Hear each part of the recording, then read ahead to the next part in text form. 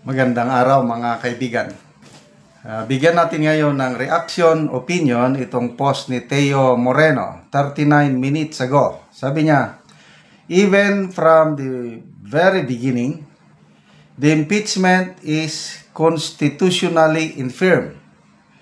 If you push through with the trial and BP Sara wins, humanda kayong lahat may kaso.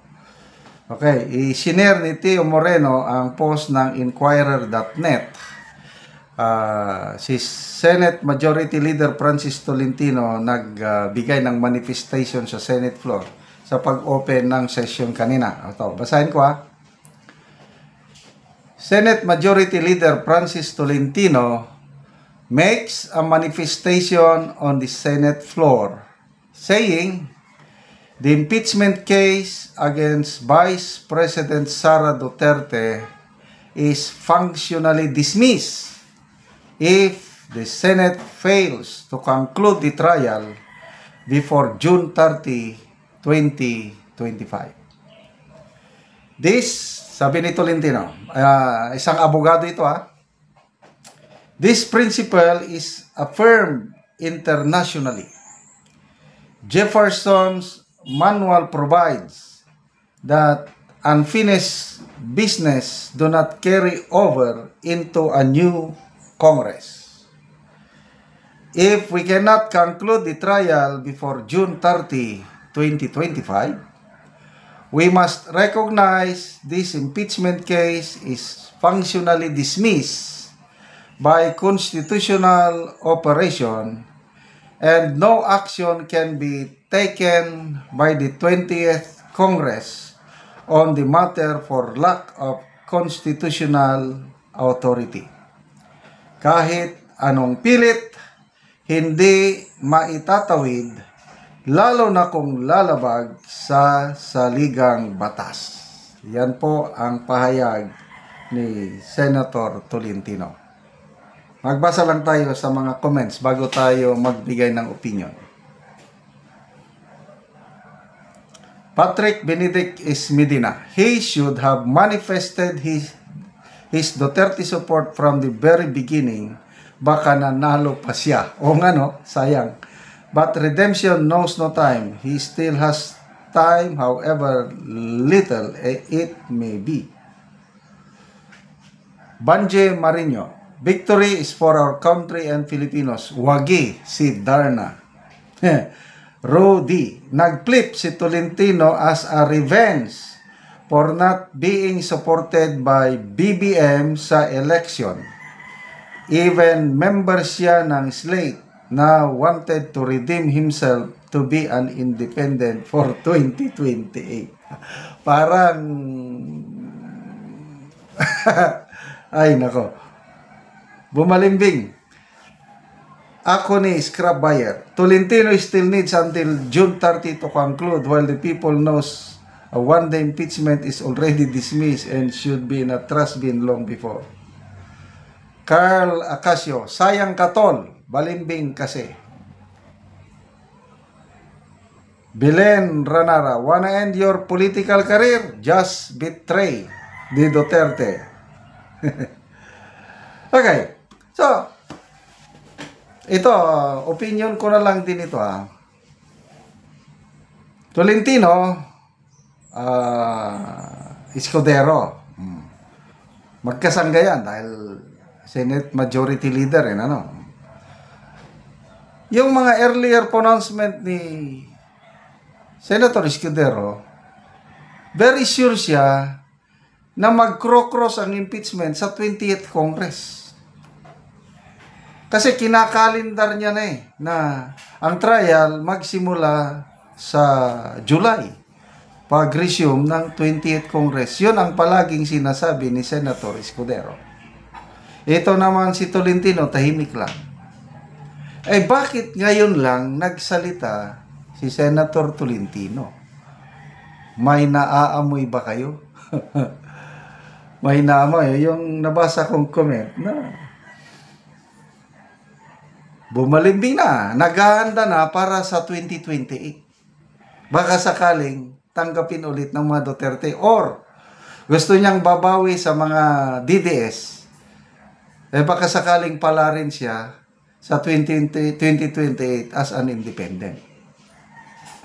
Ganon kaya? Oh, ito naman si Senator Escudero. Yung nabasa kong article sa politico.com.ph kanina, nililigawan niya na ang suporta ng Duterte Black at ang mangyayari is papatayin ng impeachment. Kaya nga biglang na-postpone eh. Dapat sana ngayon yung pagbasa ng articles of impeachment. Tapos bukas, na-convene na yung impeachment court. Nakapatahin na nga sila ng robe. Na-i-post minsan. Meron na. Nag-post din si Direk Daryl Yap. Sinabi niya na ilang beses daw pinatawag ng Senate leadership si Senator Amy noon para magpasukat ng robe para gagamitin sa impeachment. Kaya lang, ni minsan hindi daw sumunod si Senator Amy dahil ayaw niyang matuloy ang impeachment ni BP Sara. So nakahanda na silang lahat. Eh bakit ngayon biglang umatras, laban bawi, atras abante? O June 11, after that, June 14, wala na. Adjourn na naman. O ano pang mangyari? Eh talagang dead on arrival na ang impeachment case ni BP Sara. So, ano? Maligaya ba kayo? Ako, may portion na maligaya, may portion na malungkot. Bakit? Maligaya ako dahil sure na ligtas na si BP Sara. Malungkot dahil wala ng bloodbath. Paano tayo makakasaksi ng bloodbath? Ay, nako. Oh. So, balik tayo kay Senator Tolentino.